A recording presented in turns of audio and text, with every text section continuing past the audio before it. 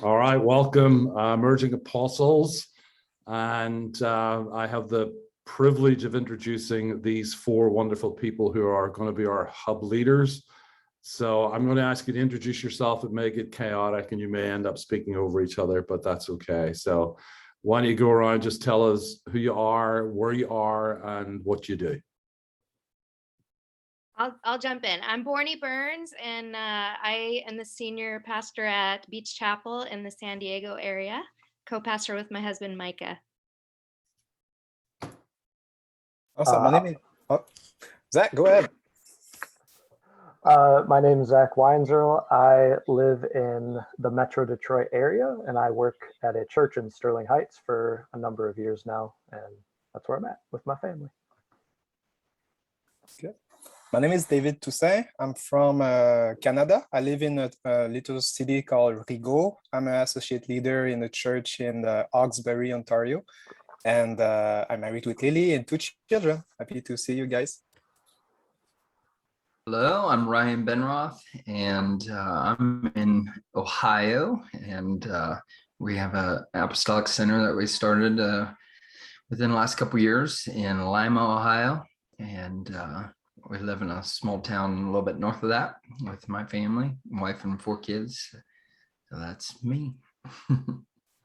It's interesting. There's a smaller town than Lima, Ohio, but that's Oh, yeah.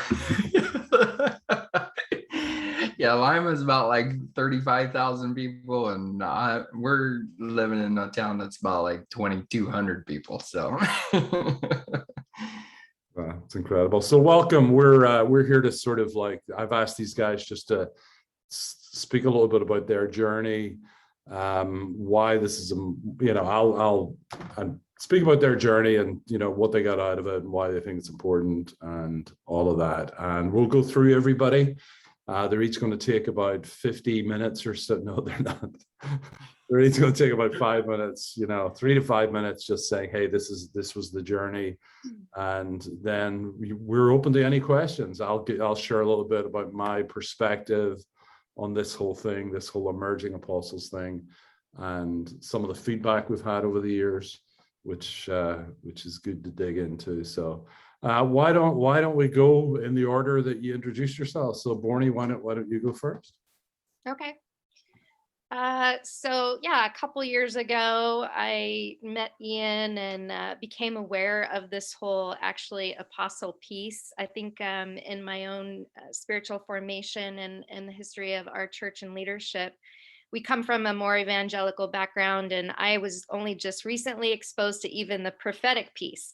So the apostle piece was kind of the last thing that I was introduced to really through IAn. And I guess I would just say that it piqued my interest enough to want to explore further. I think that for me, it was like, I may be one or I may not be one, but I better know about them as a leader in ministry, especially where we're headed as the church.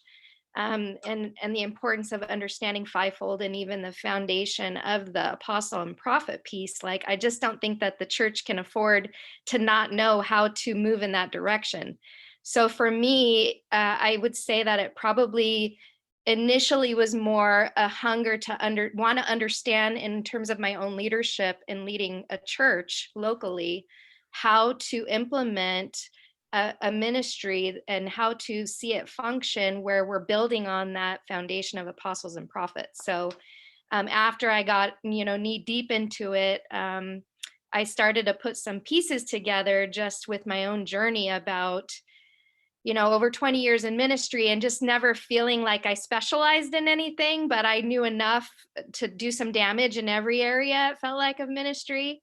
And a real drive of mine that I always had this piece about wanting to see people step into maturity and in terms of their growth in the Lord, and getting them in their lane and getting them moving to fulfill the purposes and plans of God in their life. So I've been doing that for as long as I can remember. And it was really a confirming process to be an emerging apostle context where I started to see that that's actually the way that God wires apostles, is, to understand a lot about a lot of things and be able to pull on different pieces and kind of network things together for the benefit of seeing the body of Christ step into maturity and unity.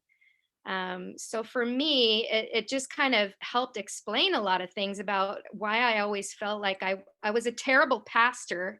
Like I knew early on I was not good at counseling. I was, why am I so terrible at some of these more traditional roles inside the church? But yet I know I'm called to lead, and I know that because people want to follow me, like to the swap meet. Just people want to follow what I'm doing, and but not understanding quite why I didn't specialize necessarily in an area. So for me, it was like, oh my gosh. So really understanding my drive to want to push other people up and see them succeed and see them figure out their callings and their purposes and their plans, and then begin to see people come together even in those purposes and plans for the benefit of a bigger picture.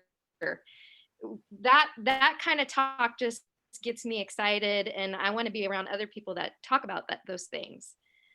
So I always felt like, yes, of course, I'm for local church and I want to see people step into all of that on the local end, but I've always been drawn to a bigger picture than that also. And so it was really getting, myself immersed in an equipping format like Emerging Apostles, where I got all of the Bible for it. I needed Bible, I needed all of that instruction, and then the impartation of just like having that piece called out of me and who I was. And then the net result, I would say, after, so that was like a few years ago now, but I can't even begin to describe the level of authority that I've walked in since having this level of confirmation over the call of God in my life and not shying away from it.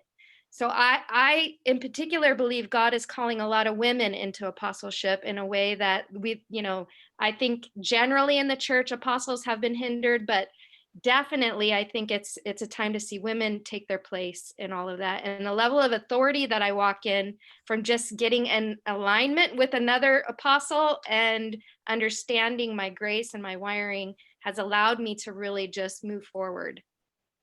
Awesome. That's great, Bourne. Zach, tell us your story. All right, so 30 years ago, I was born. Just kidding. I mean, that's true, but All right. It's funny, Bourne, when you said that. I totally related. For years, I struggled with the thought of like, what am I missing about, like, because I was a pastor, right? Like, that was the title given to me. I'm like, I am not a pastor, but I was like trying so hard to be. So anyway, I had years of frustration of not understanding who I was and not knowing what to do with it. In our paradigm where I'm at, for a long time, all we really had were pastors and, teachers and evangelists, but the apostle and prophet was not really in our frame of mind. And so I had years of that. Then Ian and Rachel show up, and the idea of an actual living, breathing apostle shows up, and suddenly my world turned upside down. The emerging apostle thing that I went to was presented, and my heart just started, I guess you could say, it just started living. And so I went to that, and that was kind of the turning point for me. I always knew there was something more. There was always the sense of there being more like than what I was seeing, and not knowing what to do with it though. But this apostle thing, the emerging apostles, and being on the journey of actually walking this out under someone and the mentoring of it, it just changed everything. So that's kind of the short of my journey. It went from not knowing anything to still not knowing that much, but knowing a lot more than I did. And actually having steps to walk out. But yeah, I think that's it. Right. Thank you, All Zach. right. Yeah.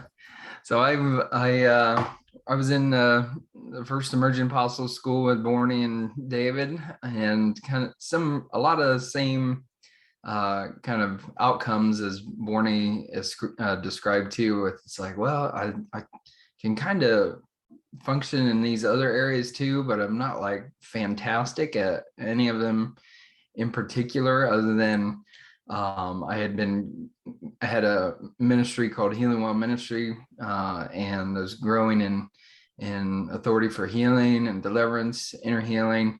And so I had a really high value for healthy, healed, set free people. And that, generally speaking, isn't happening in a lot of churches. And also, as you're growing in that, and then also kind of along with discovering victorious eschatology and all this stuff, is like you're growing. In my personal experiences, I was growing and really believing for victory in every aspect of life, the victorious mindset of church. And it's like, well, we're not trying to be critical of anything here, but like the situation I was in, it's like, well, it seems like we're lacking a little bit in that, and why is that? And I started hearing the Lord call me an apostle, and it was kind of a repeat of actually my experience of going into healing ministry too. I heard the Lord tell me that I was going to be in full-time ministry, and healing was going to be a big part of it.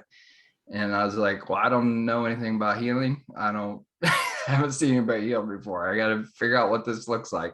And so the Lord dropped opportunity for me to grow in that and learn. And really, it was a repeat of that same kind of pattern, I guess. One time isn't really a pattern, but same occurrence where I was hearing the Lord call me an apostle. And then I'm like, well, I don't know anything about that.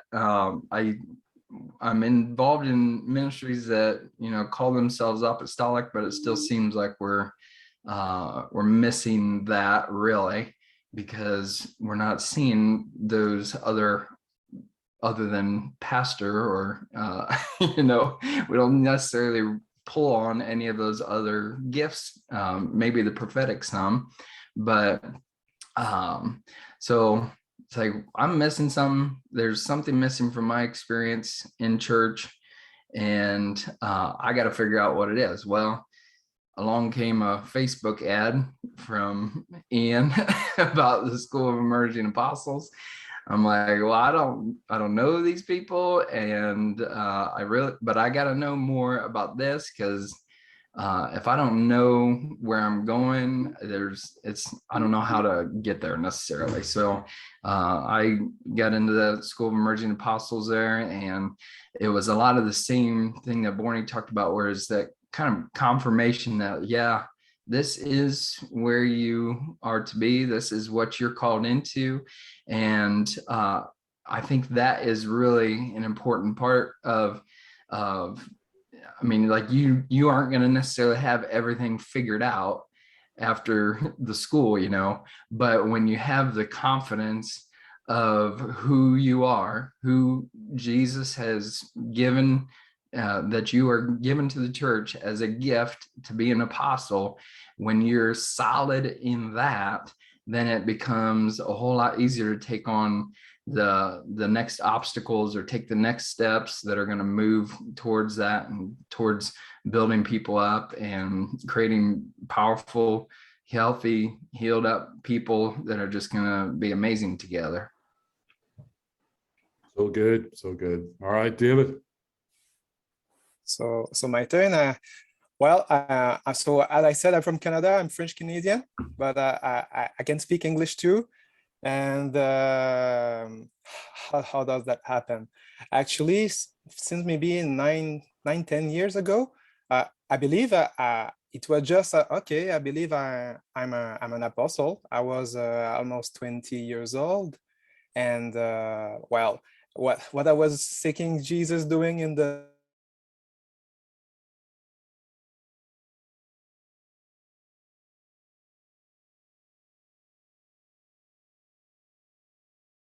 people. I didn't see someone raised from the dead yet, but I'm still pressing on for that. But it was just in a sense of, okay, let's do what Jesus is doing. So I'm going to teach and moving around and do this stuff. But in that process, in the church, here we are in the church, like we believe in fivefold ministries, like we believe in evangelists, teachers, pastors, even prophet, that apostles. This was more like some, let's say Bill Johnson, let's say that, or I.D. Baker, or here in Quebec, there's a guy's name is his name is IAn Carroll. He's one of the apostles who wrote a book with Peter Wagner. So they were the big names of who are the apostle, and even in the church history. So when, let's say, conversation, we're talking about, I believe I am an apostle, like I do the stuff, but no, you're not similar to what is the standard. And it was for different, even close person, even for myself, like I was kind of disqualifying myself of that, because there's this hard journey of looking about being and serving the church as an apostle. And there was this journey of looking out, Lord, what is in my heart? What is the motivation of it? Is it something of a, like, there's this, is it the title thing? Do I want a title? Do you want to be this? Or is it what Jesus is calling me out and I need to grow into it? And when I finally met Ian, Rachel, Bernie, Ryan, it was in Chicago at that time for the first cohort of Emerging Apostle. And in the process, one thing I understood, and that was like, I think it's in the church, is that when you know that the Lord is speaking to you, when there's prophetic words, when you have this impression of it, we need to do something with that. We need to grow, we need to train ourselves, we need to look up for what's going on. I went to Voice of the Apostle, and it was in Orlando back in those days. And so I was hungry of looking what's going on. How do you not only know about it, but how do you live it? How do you live from that place and the impact of it in the church that is tangible, that's bringing transformation and even activation of all the believers? Because what I was attracted into the Emerging Apostle, it was actually some friends that we had, but it was one ad on Facebook that was saying that if you're called to be a pastor, you can go to Bible college. If you are an evangelist, go to the School of Real Bunkie in Orlando. If you're a prophet, go to Vacaville, go to the, but for the apostle, like I know, like when you receive something from God for the benefit of others and for the church to grow and just be powerful as it's supposed to be, there was this like, not only hunger, but a fire just to, okay, we need to go forward into that, because I believe that will bring breakthrough into my life. And it did, like totally. It solidified inner convictions. It was not only like, okay, yeah, we believe you are or not. I think the first thing was to consolidate what is in my heart, that I needed to just go in that place of a healthy mindset about what does it apply to be an apostle. Is it like how we think, kind of like, I'm not saying that we think like that, but is it like really the one that washed feet? Is it like the greatest authority is there to serve the most? And how does it look like? And this, with the Emerging Apostle, it was just to bring words, a language of how to live it out and how to be immersed in that, and also to be able to carry it to it forward. And like 3-4 years later, the fruits of it, there's a few leaders in the region that are like, they're believing in their callings, but it's not only like apostle, like they can feel it, like they know we need to do something about what's going on. This is the mandate of the church. but there's other believers that start to be acknowledged of, oh, I'm a son, a daughter of God, and I'm called to do something with my life, either to equip the church or either to transform the area. So there is a lot of stuff going on, but that will be my take. All of it is that it's changed our lives and our mind, and just to be to engage in it and to commit to it. That's the word, a commitment to it, and to see how grace is flowing through the journey, because it's a journey. So that's my conclusion. Awesome. Thank you, guys. I mean, be free to jump in at any point. My journey has been one of, being a little bit reluctant internally. The model of the apostle for me was largely the leader of mega ministries, or even the bully, someone who would come in and bully churches. Certainly being in Chicago, that's very common within the Black community, within the Hispanic community, is that the apostle would be the bully. Sort of type A, male driven, and I might be some of those things, but I'm not all of them. So I was a little bit confused whenever other people started I'll not tell you which ones I am. I'll tell you whether I'm the bully or not the bully. But when people started to recognize it, part of me was afraid, because I don't really know what it means. I use I liken it to the Sasquatch quite a lot, because, does the Sasquatch exist? People think so, and some people don't think so, and some people think they have a grainy old photograph of one actually in the wild, and we're not really sure whether apostles are like that or not. So, and I think the model has been really helpful to get us where we are at the minute. So it's difficult when our job is actually to bring correction, to bring alignment. It's difficult to do that in a way that actually honors the past, because it's very easy to just dishonor everything that's happened. And I've certainly found myself doing that at times, but just being very aware that I want to honor, all those that have come before us and brought us to this place that says, okay, we're ready to have some more conversation around what apostles are. And I like to think I'm part of that conversation, that I'm not the I'm not the last page on the book, but that we're still in a conversation, and I hope that we grow. But my experience of it was just pure hunger. So I'm going to spend $3,000 to go to Reading for a week's school, for hotels, flights, car rental, and I'm going to be there with 500 other people, and I'm going to leave going, that was amazing. Why am I still hungry? Right. And I'm a Bethel guy. These are the guys that I run with. So, but it was this, going to Vacaville to maybe get some of the prophetic activation stuff going. And you're spending $2,000 to go to this thing that leaves me still having to claw my way out of.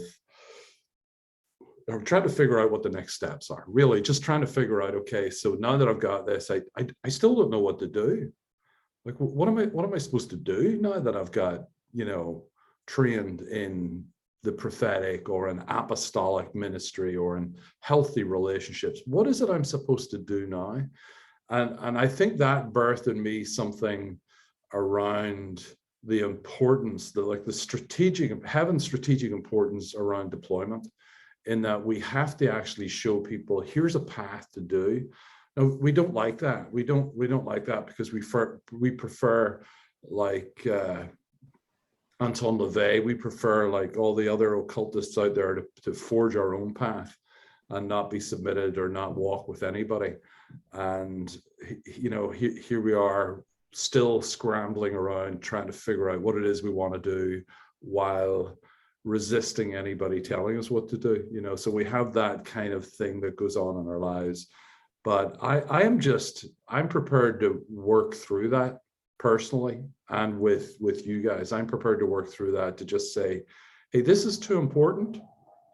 The whole notion of being an apostle is too important for the church. Otherwise, let's not bother. Right? Ephesians 4, in the historical churches, Ephesians 4 are called the ascension gifts. So the ascension gifts, at least in some part, whether you agree with Orthodox theology or not, the ascension gifts are through which, the means through which that Jesus governs. And they're not called offices, they're not called governing gifts or anything like that, but and Jesus governs, right, through love, joy, peace, all those kind of things. He's not governing through bully tactics. But if it's that important, if we've lost the notion of Jesus being on the throne, then I think it's that important that the fivefold are raised up. But it's not just the fivefold, because I think we've had models of the fivefold. For me, it is the healthy fivefold. And healthy fivefold doesn't mean that I'm less. Right? Being a healthy fivefold doesn't mean that I'm going to stop being me and pretend to be somebody else. Being healthy means that I'm just not coming from a place of self-sabotage, that I'm not coming from a place of fear, that I'm not coming from a place of rejection, and all of those things. So this is why we do it. You know, this is why we do it. Is we, you know, I certainly feel that it's absolutely vital for the church. I think it's interesting that people get angry. People get angry at me for doing stuff about apostles, because they interpret it wrongly. So just to be clear, I do not make apostles. All right.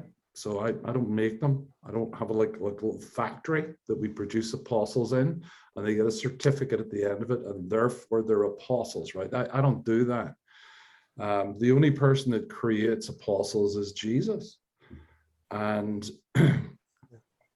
you know, so you could have a certificate from anywhere you want. I don't care. Show me the money. Right? Like, show me that you're actually walking in the grace of an apostle, that people are following you as an apostle, that people recognize you as an apostle. The apostle Paul himself, that the church in Corinth were his certificate of apostleship. So the real certificate of apostleship is, are people following you as an apostle? And are they doing that without your magnet on the side of your van and, you know, your business card that's telling them that you're everything? And, you know, it is this kind of shift, I think, away from seeing an apostle as governing, as opposed to seeing an apostle as serving. We are the chief foot washers of the kingdom. And while it might look at, I'm heading off here to have a meeting with 30 leaders, preaching tomorrow morning. That's the public stuff. The private stuff is what we did last night. The private stuff is what we'll do this evening. That's really the important work of apostling, truthfully, is just serving people so that they can be all that they were called to be. So have you guys got anything you want to add, or have I pretty much covered it all because I'm that good? Yeah, you're that good. Yeah. Terrible. Terrible. Falling. So we're all looking for revival, right? We're all looking for revival, whatever your context for revival is. That it, you know, some people, their context for revival is that it started in Pentecost and has continued ever since. Some people is that it's an event that happens periodically. Whatever your view on revival is, you know, one of the tactics of the enemy is actually undermine words before he undermines the essence of it. Like, one of the tactics that he does is that he starts to give little sarcastic jokes around the whole word, you know, whether it's revival or whatever. Oh, I'm sick of hearing revival. Well, show me the money. Show me what it is you're doing. Show me the blind seeing, the lame walking. Show me those things before we start saying we're getting sick of a word. Pedantry is still alive and well within the church, but here's the thing: we're going after an increase of his government and of peace on earth, right? That's what we're going for. We will not have an increase of his government and peace if we keep rejecting the fivefold.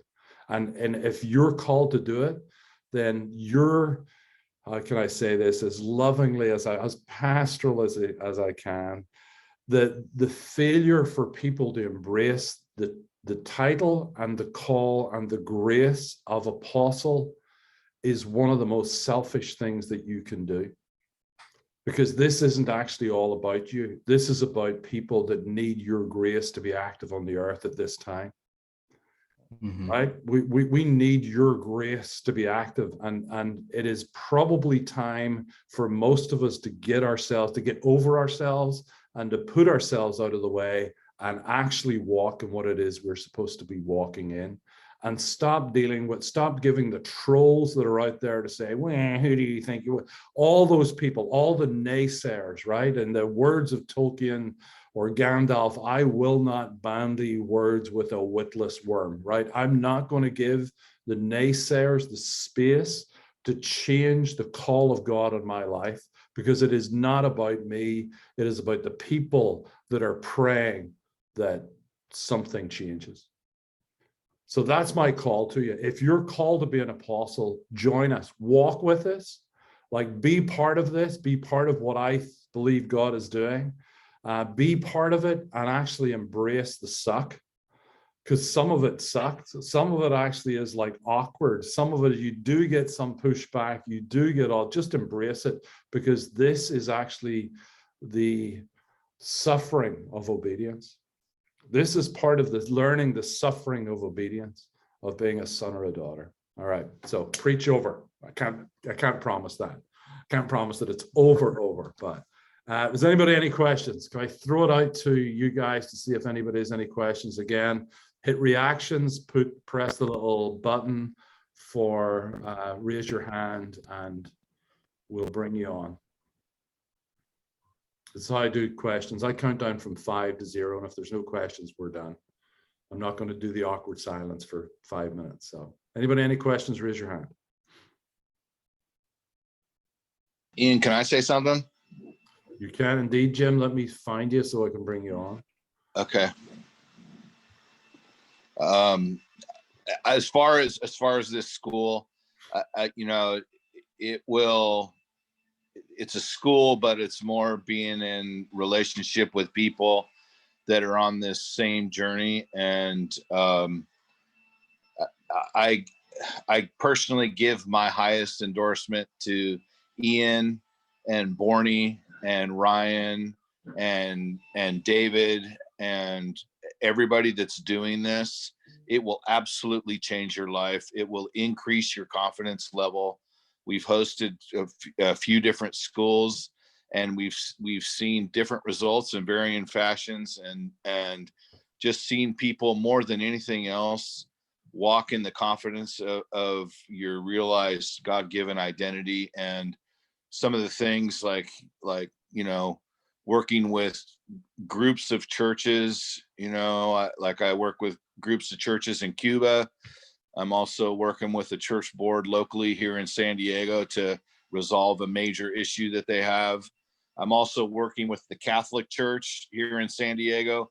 And there's things that some of it you can see coming, some of it you don't see coming. We are prophetic, but some of it you see coming, some of it you don't. And the piece that like this overwhelming desire to see the church come into destiny. And I think the fact that the church in Western culture has had such a big issue with apostles being raised up, I think even though revival has already started, which is leading towards real transformation and reformation, that I think the piece that is actually missing to cause full scale, like the full manifestation of revival from taking place, is that apostles need to be raised up in the church. So if you're contemplating this and you're looking for a sign from God, I am your sign.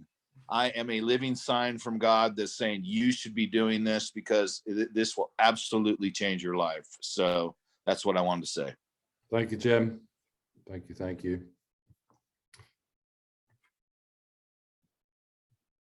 Can I say something? Yeah. Yes. You know what, Jim, actually, it is a confirmation. It's been a couple of years since I wanted to join this class.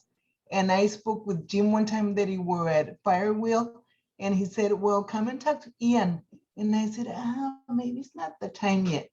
And now that I see also Ryan there, I go, hmm. And then when I heard Bourne talk about how women are stepping up now, and I go, yes, I think it's the time. And then I get your emails all the time, and I think about I should unsubscribe from Ian's. But yes, I'll be talking to you soon. Awesome. Fun. Yeah, I mean, my thing is, even if you're not an apostle, which I'm not saying any of you are not apostles, but this is, I don't think it's hubris. I don't think it's arrogance. I think it's evidence. And I just think that if you do this school, if you're around for the next 9 months, your life will change. It's that simple. If you're around these guys for the next 9 months, your life will change. Like the joys of being around an apostle is that you can't not be changed. And sometimes it feels like you'd rather not be changed, to be quite honest. Like sometimes it sort of rocks your world enough to go, oh my goodness, please stop. Like, please stop the shaking. Please stop the rebuilding, the demolishing. Please stop that. Because it was way easier before you came into my life. But unfortunately or fortunately, that doesn't happen. That we continue to grow from glory to glory with increasing glory. So thank you. Anybody else, any questions? Put your hand up.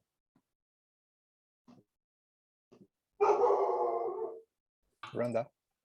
All right. It was yeah, you saw, did you saw her? Yes. I just want to thank you, and I want to thank Ryan, because I feel so humbled and broken. I have such great hunger and desire. I've been to Reinhard Bonnke's School of Evangelism, and as a female, I've just been pursuing Jesus. And, you know, Ryan is one of my leaders in Global Awakening, and I'm just so humbled and honored to be among you. And I'm asking this question because I don't want you to stop, because I want to be in the presence of God. And I'm just so grateful because I feel I'm being apprehended by Jesus. And as a female, I don't know what that looks like, and I don't know where it's going. So this is just stepping out in faith, and I know it's right. And I, like the other sister said, I sense the confirmation of the Lord. I know I'm being apprehended. And I appreciate your words that you said that if you deny this, if you deny this calling, it's selfish and it's time to get over yourself. And I say, yes, I agree with that. And so I'm basically commenting because I don't want you to stop, and I just want to say thank you. And I'm just, every word that's been spoken has just landed on my heart with an explosion, and I'm just so grateful. And I have no words to describe how I feel to be here today, and I thank you for the opportunity. Thank you so much. Thank you. Al Jones, wherever Yes, you sir. are. I see that hand. Apostle Al Jones. Am I You're unmuted? live. Yeah, Okay. you're all good. Hey, asking the hubsters, the aspect of wanting more, the aspect of aligning yourself with the grace that's on you and that kind of thing. Have you seen how would you describe it in terms of pioneering? Do you feel like that is a label or an aspect of this journey in apostolic grace, or the grace of an apostle, that pioneering is a big aspect of it? I would say yes, and definitely in my case. I don't know what everybody else's experiences is, but I imagine that there is definitely varying aspects of that pioneering, but absolutely, especially when, like, coming into this, I wasn't a pastor of a church. I didn't want to be a pastor of a church, probably because I wasn't a pastor, actually, and it's like, I didn't want anything to do with that, because what I was seeing wasn't what I felt like needed to be pioneered, you know, or like there was that missing part that's like, well, if that's what it is, I don't really want church leadership, you know, but, you know, and then, I mean, my journey is different than everybody else's to some degree. And that it's like, well, you find out that, well, this place maybe wasn't as apostolic as they claim to be, or this group of people doesn't necessarily want that influence in their life. And it's like, okay, well, what do you want now? Lord, where do we go from here? And for me, it was trying to make those changes as gracefully as possible and lovingly as possible, and ended up me establishing an apostolic center that didn't exist, you know, a couple years ago. So there's definitely a pioneering aspect there, where I think we're building something that isn't there, you know, it isn't in our area. And it may not be that everybody recognizes the value of it right away. And so there is that kind of that plowing through that is necessary. And that's part of pioneering. Like, you got to clear some ground and cultivate it and plant and grow, and you're not going to harvest the first day you establish something necessarily. So pioneering is definitely a part of it for me. For myself, since something similar of Ryan, I think that when we start something that doesn't exist and specific to our regions, because we have difference, let's say, like the regions, the nature of the regions where we are is different from where they are. For example, for myself, just the fact of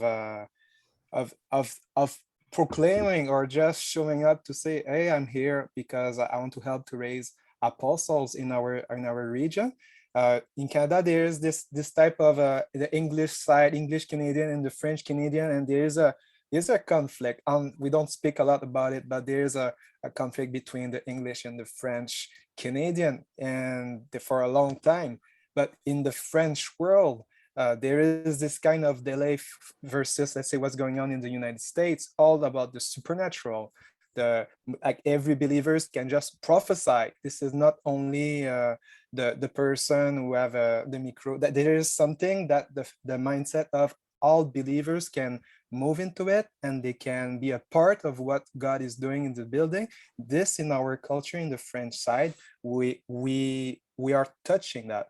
And the fact of introducing this maybe is not new concept for the United States, but in our region, this is something that people start to grasp and to believe and to go into it. And the fact of establishing what I have is not necessarily like all public, but this is a space where people come and they can just start to learn about who God created them to be, and recognize the gift that in the callings. And just how can we set a place for you to just try and experiment, and let's have this catalyst place. And this thing don't exist in our region. And I think also what we, for myself, what we created, I think it's not only for, let's say, for us. I think it's for what God is doing or want to do in our region, so that the other person that are not even aware of it, they are touched by it. And that is something that we can observe also when we are pioneer something or building something up. That's what I'm pretty sure we'd all say that pioneering is a huge part of it. You know, starting off, I kind of wish pioneering wasn't part of it, because pioneering's tough. And, you know, it's just, you're constantly trying to convince people that you're right. Or that this is, you know, you're trying to convince people who see no need of a need. Meanwhile, there's people that have the burning, that know that this is a burning need. And, you know, so so my kind of main things are like raising up apostles, the whole mystical stuff, really popular. These are really, really popular, non-pioneering things. And recently we launched this prayer thing, this sort of like, personal intercessor thing. And I'm like, oh, this won't be pioneering because everybody believes in prayer. Well, apparently they don't. Apparently nobody believes in prayer out there. Apparently, like we're actually gesturing at it, but we're really afraid to get specific when we're asking God for things. We're really afraid because the feedback we're getting on this is very pioneering. I'm like, oh my goodness. So maybe there's just something in the apostles' makeup that says, okay, give me that mountain, right? Maybe there's that little, you're of a different spirit, the same way Caleb is, that it's just, okay, this is going to be tough. Awesome. Let's do it with one arm tied behind our back, come on, fight. It's just, fundamentally apostles are built for a fight. Now, I don't mean bullying. I'm not talking about bullying, but apostles are the grace that are built for war. And sometimes when we get bored, we make up wars. And sometimes when we're just not actually attentive to the things that God has called us to do, we'll just get into fights for no reason whatsoever. So yeah, I think pioneering is 100% part of what it is we're doing. And it's amazing. So thanks, Al. Thanks for the question. Anybody else?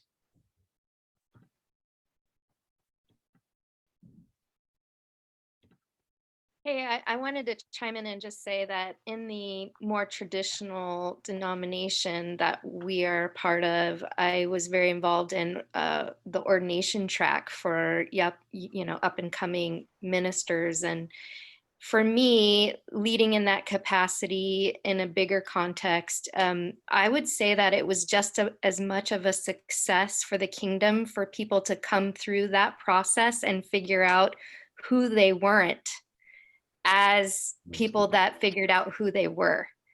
And I think if you need to do a process of elimination journey, I've signed up for, like, I think it was Rhonda that just said, went to a school of evangelism. I did that.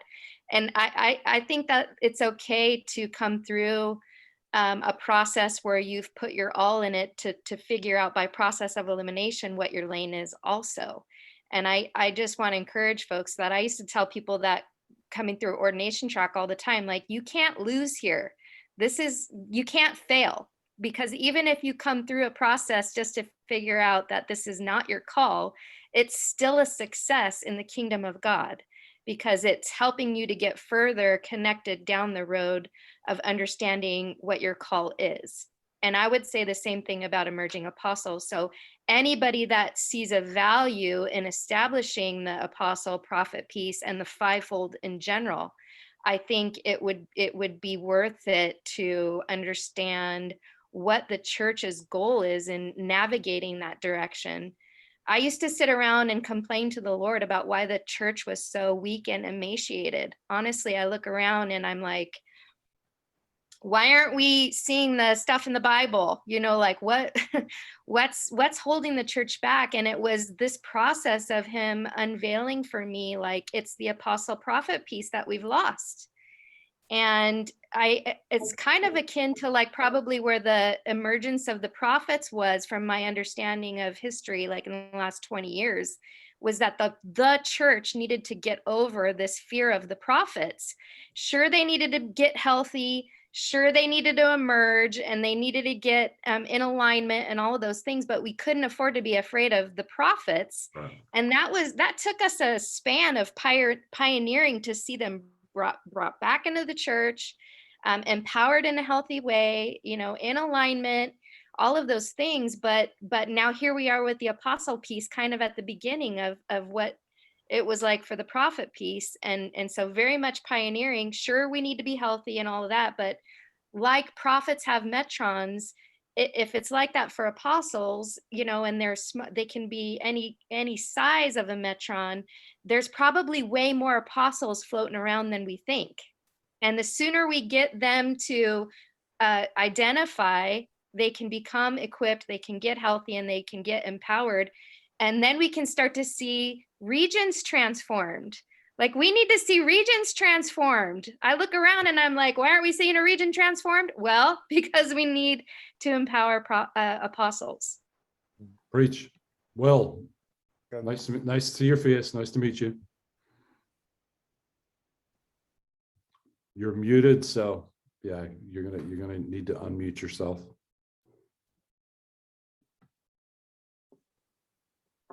Sorry, I'm on Zoom like 50 hours a week. I know how to unmute. Gosh, I kind of have two questions as I think of as I'm hearing what people are saying and just giving you a little back brief. It sounds like the 9-month school, and you can adjust what I think I'm hearing is really about identity and formation and understanding the grace and the call upon the individual, and what measure. And so I hear that very strongly, and so I guess my question is, and to what measure does this team work beyond identity and for the initial formation to actually build, and like, are you guys helping one another build your apostolic centers? Is there a little how-to activity, or are we laying down new railroad tracks? So what's the balance? It feels like there could be another school just focused on building, but you know what I'm saying? I'm just curious. Yeah. Is that a good question? Do you understand my question? I think it's a great question, because the resistance I think we have felt largely, the resistance that I felt largely over the last 10 years personally, and then even running 4 iterations of this, has been that the central piece is identity. The central piece is, I don't feel worthy. I have misconceptions about what this is, and it's getting over all of that. However, from month 2, you'll be given stuff to do to start building. So so for me, deployment is the big thing, right? I want, so if I can help David any way that I can help David, or Bourne, or Ryan, or Zach, or any of the, or Al Jones, or Jim Hydrick, or any of the other people that I know that are apostles, then I want to build with. Please let me know. I want to help you build, right? I'm not that interested in helping people that are random and have not connected with me. So, and I would say it's going to be the same here. So say, Will, you're part of Ryan's group. Like, part of Ryan's job will be to help you build, like, not just help you go there. This is not a pastor's school. There are identity elements in it, but this is not a, hey, let's make sure we're going to not spend every week saying, is your heart healthy? I was recently asked to lead a small group for the folks that I run with, the small group of leaders for the folks that I run with. And I'm like, so let a revival group. And I said to them, so if you want this, please don't pick me. Please don't even ask me any further. If you want someone to check in and make sure everybody's heart's okay, don't pick me to do that. I'm the world's worst. I'll die within 2 months. But if it is helping them build, if it's getting alongside people to say, hey, how can we get the hell out of this region? How can we, stir up enough hunger for the Holy Spirit? Then I'm in. So our job is to help you build from month. That's good. From month. Yeah, that's good, because I think there's some folks that just want to run their race, and there are horses that want to exercise, and it's like, we got to start doing this stuff. And we do. I think underutilization, and we're just not exercised.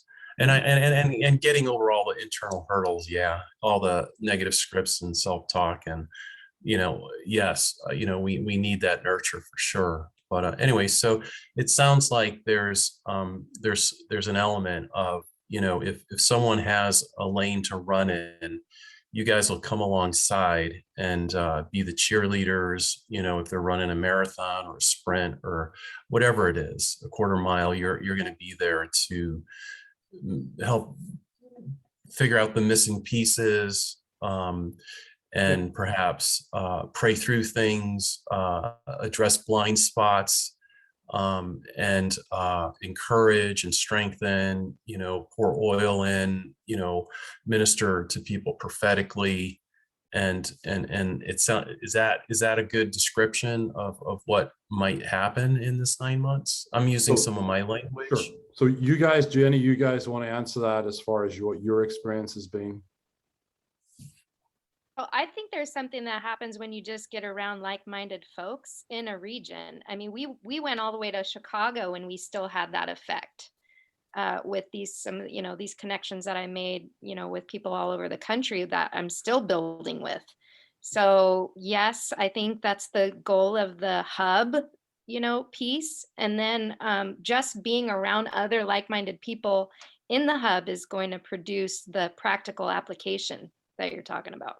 And then the other question, I'm sorry, is in some states are smaller than others. In some regions, I'm from Connecticut. It's a small state. Leadership is in a small space, and there's a lot of stuff that's going on. And do you guys help folks navigate the environment? And how to, I find that some of the constraints and some of the challenges are, the follow leadership ground, and some of it's good and some of it's not. But as you partner to come alongside to help navigate some of those complexities of leadership and other leaders and working with them, or are we just focused on building our thing? Is it, I'm just curious. Yeah, so fundamentally, I am convinced that one of the main reasons that people don't walk in their fullness is they've never learned how to grow in favor with men, because we don't see it as necessary. So, excuse me, that certainly is a huge component. How do you build trust? How is it you're going to build trust with people? Like the notion of being right. Here we are in 9/11, and social media is filled with conspiracy theories. At the same time, it's filled with memories of 20 years ago. At the same time, it's filled with grief and all of these kind of things. And we don't know what to believe. We just don't know what to believe anymore. And people are just randomly shouting because it is. John Stott used to say that one of the things that we had together is, one of the things that causes us power, gives us power, is that we have the truth. Unfortunately, that truth, we don't even know what truth is anymore. And part of the reason is that we've destroyed trust. So one of the challenges regionally can be, so even for Canadians and certainly Europeans, one of the challenges that I would see consistently is the inability to honor the man or woman of God, that we don't like to do that. And when that doesn't happen, then you've actually got a very low ceiling. You'll get a very low ceiling. And so there are places that are more progressive, if I use that, that are more enlightened, and the inability to just recognize that there is a man or woman of God that he's using in this moment, in this space, in this time, I think is the most detrimental thing to the church, honestly. So, and to regions and to all of that. So at the minute there's any kind of contempt even towards the man or woman of God, because there's a misunderstanding of a bunch of this. So yes, it's giving understanding, like that. It's giving understanding. It's trying to recognize what's actually going on in your metron. Are you really called to this? Are you called to Connecticut, or are you called to something else? Something else. Yeah. That's I, good. I don't want us Thank to bang our heads against brick walls trying to change things that are never going to let us change. Yeah. Thank you. Danny Silk says you can't solve a problem for someone that they don't have. And if someone doesn't have a problem, we're not there to solve the problem. So. as frustrating as that can be for us at times, like it's, you know, because we know we can see the problem. That's the problem, is we can see the problem, but because truth has become very subjective and people don't actually honor the grace that's on someone's life, I know that where I'm honored, they will excel. Yes. And you're in your element. I don't make that up. Like I'm not saying, hey, therefore I'm going to be honored, right? That's where actually the part of the suffering comes from, is like understanding that I have to learn to walk in that. But I know where there's honor, that the people that do it excel. It's like the Apostle Paul saying, you know, I know what it's like to have plenty and to have nothing, but I'm actually jealous that this is credited to your account. That I understand that when you're doing this for me, and now my God will supply all your needs. You know, so we've lost that. I think in Christianity, and largely in Christianity, we've lost that notion that this, when I honor the man of God, it's actually for my benefit, not for his or the woman of God. So yeah, we're honestly, this isn't like take your money and run. You know, we're not just going to take your money and say, okay, well, it didn't work out for you. So on my heart is actually to raise up 1,000 apostles in the United States and North America. Let me put North America just for Monsieur Toussaint. If it's Canadians in there. So,